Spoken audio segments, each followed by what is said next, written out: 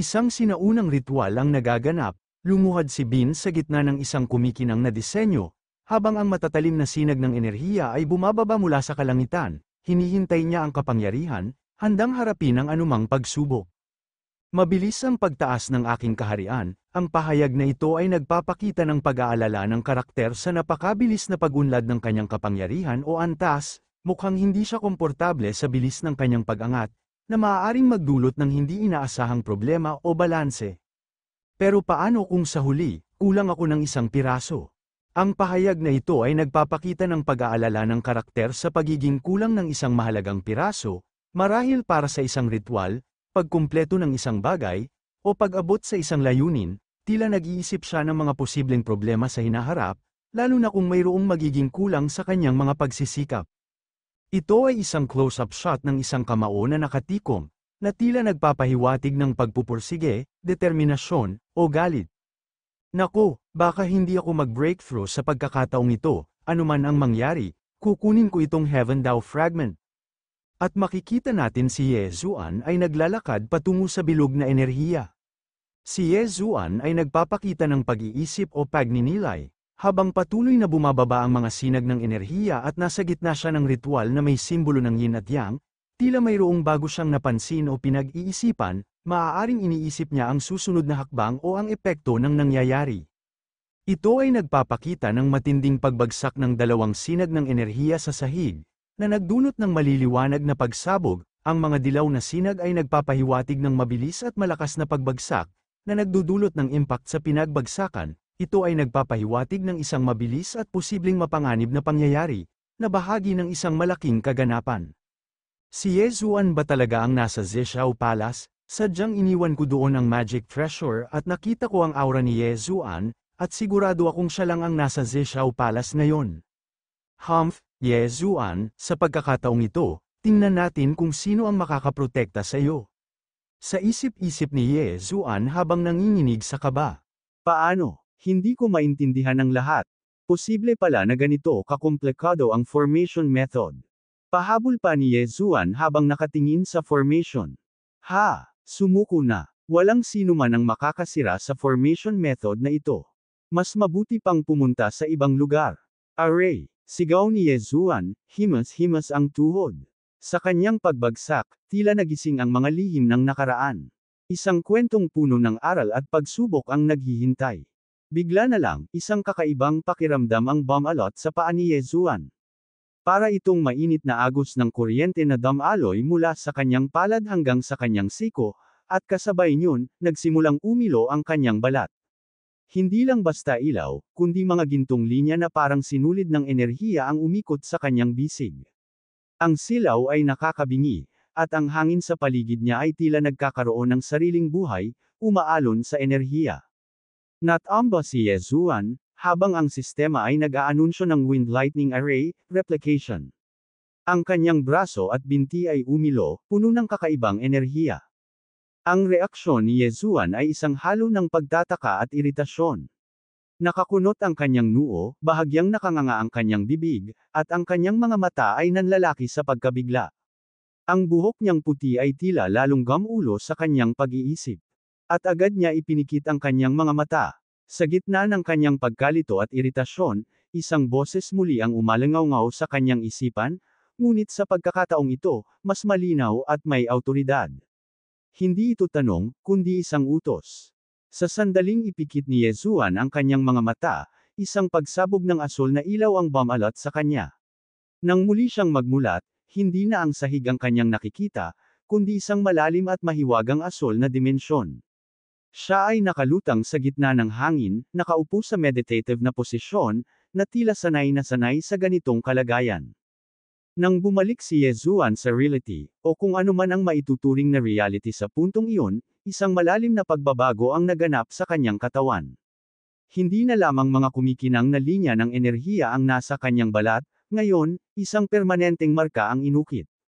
Sa wakas, pagkatapos ng lahat ng pagkalito, gulat, at misteryo, ang mga piraso ng puzzle ay nagkabit-kabit sa isipan ni Ye Zuan, isang malaking ngiti ang sumilay sa kanyang mga labi.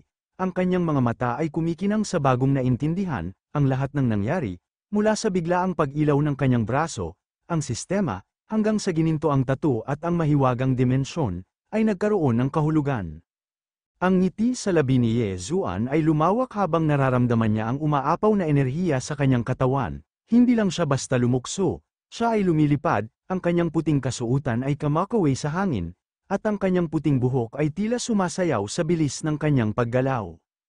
Ang paglipad ni Ye Zuan ay hindi lang basta paggalaw, ito ay isang ekspresyon ng kanyang bagong kapangyarihan, habang umaakyat siya sa kalangitan, isang malaking tunog. Na whoosh, ang umalingawngaw, na tila naghihiwa sa hangin, ang bawat galaw niya ay lumikha ng isang malakas na pagbugso ng hangin at enerhiya.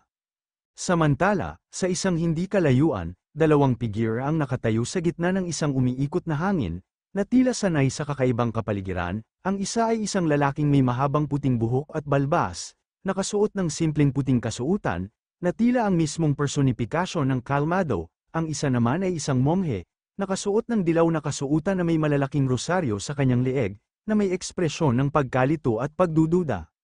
Bigla, isang malakas na pagyanig ang naramdaman ng dalawang figura. Hindi lang ito basta pagyanig, tila nagngingit-ngit ang mismong lupa at hangin sa kanilang paligid. Ang umiikot na hangin ay lalong lumakas, at ang kanilang balanse ay bahagyang nawala.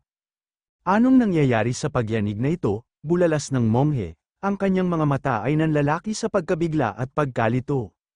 Ang pagyanig ay hindi lamang isang simpleng pagyanig. Ito ay isang kaganapan na nagpapabago sa landscape, ang mismong Zhejian Thunder Palace, na nakapwesto sa tuktok ng mga naglalakihang bato na lumulutang sa himpapawid, ay napilitang gumalaw, nagkawatak-watak ang ilang bahagi ng mga lumulutang na isla, at ang mga naglalakihang bato ay tila sumasayaw sa ere dahil sa puwersa. Sa isang bahagi ng Zhejian Thunder Palace na hindi pa ganap na nasa Syra, dalawang kabataan ang nakatayo, ang kanilang mga mukha ay puno ng gulat at pagkalito. Ang isa ay isang dalaga na nakasuot ng cute na puting damit na may asul na accents, ang kanyang buhok ay may dalawang buns na may pula at asul na ribbon, ang isa naman ay isang binata na nakasuot ng simpleng puting kasuutan, ang kanyang buhok ay nakatali sa isang maliit na bun. Ang pagkalito at gulat ng dalawang kabataan ay lumala pa, habang ang pagyanig at mga kakaibang tunog ay patuloy, isang bagong tinig ang umalingawngaw sa kanilang isipan, isang panawagan para sa atensyon at pagkabahala. Ano? Tanong ng dalaga, ang kanyang mga mata ay nanlalaki pa rin sa pagtataka, ang kanyang ulo ay bahagyang nakatingala, na tila naghahanap ng pinagmulan ng boses. Sa pagkarinig ng balita na may nanggugulo sa Fenbao Cliff, ang binata ay agad na tumakbo, ang kanyang mukha ay puno ng pagkabahala at galit, ang kanyang mga galaw ay mabilis, tila handang harapin ang sinumang manggahas na guluhin ang sagradong lugar. Bumalik tayo kay Ye Zuan, na ngayon ay nasa tuktok ng isang napakalaking asul na enerhiya, na tila isang dambuhalang bersyon ng Wind Lightning Array mismo. Siya ay nakalutang sa gitna ng simbolo ng yin-yang, na siyang sentro ng malaking array. Ang kanyang puting kasuutan ay kamakaway sa malakas na bugso ng enerhiya, ngunit ang kanyang mukha ay kalmado at nakangiti. Ang buong lugar ay puno ng asul na ilaw at kidlat, na bumubuo ng mga nakamamanghang pattern. Ang bawat bahagi ng array ay kumikinang, na tila nagbibigay ng buhay sa napakalaking istruktura ng enerhiya. Sa ibaba, isang malaking gintong enerhiya ang sumasabog, na nagpapahiwatig ng kanyang patuloy na pag-eksperimento at paggamit ng kapangyarihan. Si Ye Zuan, na ngayon ay nasa kanyang zone, ang kanyang mukha ay nakangiti, puno ng kasiyahan at kumpiyansa, ang kanyang mga mata ay nananatiling nakapikit, tila nag-e-enjoy sa bawat sandali ng kanyang bagong kakayahan, ang kanyang mahabang puting buhok ay lumilipad sa hangin, na tila sumasabay sa kanyang bilis at enerhiya. Ang lahat ng pagyanig at kaguluhan ay para sa kanya ay isang bahagi lamang ng kanyang masayang pagtuklas. Ang lalaking may puting buhok, na nakilalang si Master Hong, ay sa wakas ay napatunayan ang kanyang hinala, ang kanyang mga mata ay nagningning sa pagkadiskubre at isang ngiti ng determinasyon ang sumili sa kanyang mga labi, habang nagpapatuloy ang paghataw ng asul na kidlat at enerhiya. Nakita niya si Ye Zuan na lumulutang sa gitna ng malaking array, na tila nagmamay-ari sa buong kapangyarihan. Sa gitna ng isang arena na kumikinang sa kakaibang enerhiya, nakatayo sila Master Hong at si Zonti ay nakatingin sa formation, ang kanyang buhok na puti tulad ng nyebe at ang kanyang mukha ay nakakunot sa pagkalito, nakasuot siya ng isang maluwag na puting balabal na tila gawa sa mga ulap, na may mga asul na accent na bumabagay sa kulay ng enerhiyang bumubulusok sa kanilang paligid. Ang mukha ni Master Hong ay puno ng matinding pagkabigla at pagtataka, ang kanyang mga mata, na karaniwang kalmado at matalas, ay nakikipaglaban sa mga naglalabasang enerhiya sa kanilang harapan, ang kanyang mga labi ay bahagyang nakabukas. Anong klaseng porma sayon ito? Bakit hindi ko pa nakita kailanman? Bulong ni Master Hong, ang kanyang boses ay may halong paghanga at bahagyang takot.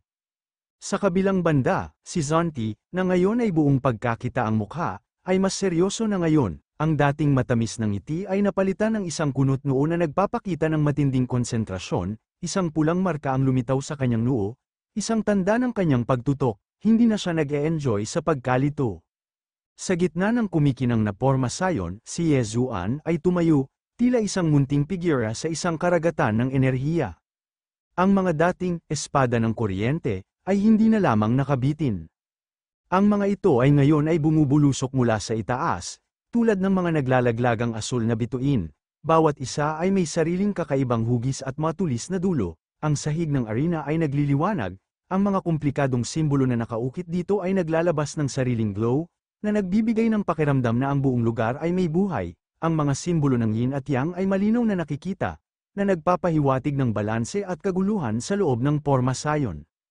Mula sa pananaw ni Zonti, na nasa labas ng porma sayon, kitang-kita niya si Ye Zuan na nakatayo doon.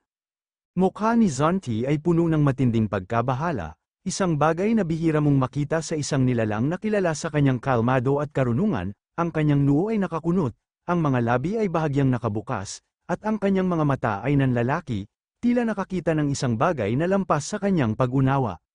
Sa kabilang banda, si Zonti, na nasa likuran ni Master Hong ay nananatiling kalmado, ngunit may bahid pa rin ng seryosong ekspresyon, ang kanyang mga kamay ay bahagyang nakataas, tila sinusubukan niyang pakalmayan si Master Hong, ang kanyang posture ay nagpapakita ng isang taong nag-iisip ng malalim, sinusubukang makahanap ng isang mas matalinong solusyon, ang kanyang mga rosaryo ay nananatiling nakasabit sa kanyang leeg, tila nagbibigay ng kalmado sa kanya.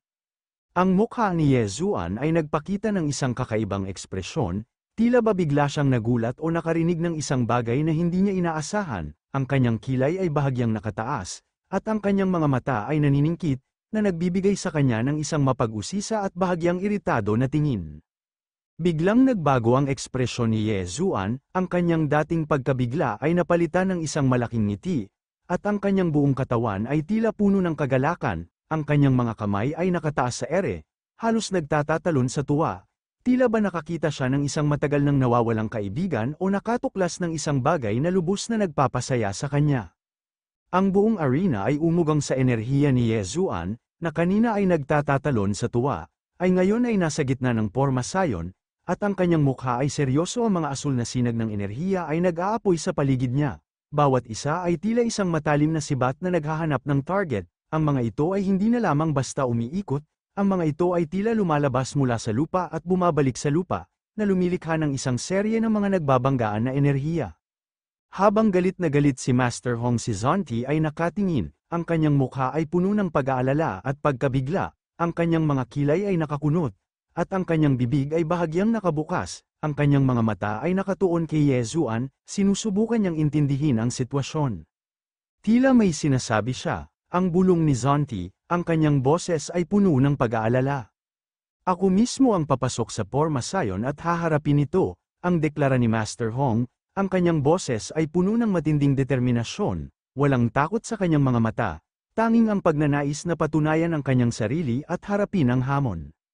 Ngunit bago pa man siya makasugod, si Zonti ay mabilis na hamarang, ang kanyang kamay ay nakataas, tila sinusubukan niyang pigilan si Master Hong. Ang kanyang mukha ay puno ng pag-aalala, at ang kanyang mga mata ay naniningkit, at makikita natin si Master Hong, pasugad ito patungo kay Ye Zuan, para patayin ito, ngunit si Zonti ay pilit pinipigilan si Master Hong sa kanyang binabalak. At dito muna matatapos ang ating kwento mga ka-Emperor. Maraming salamat, paki-like na din.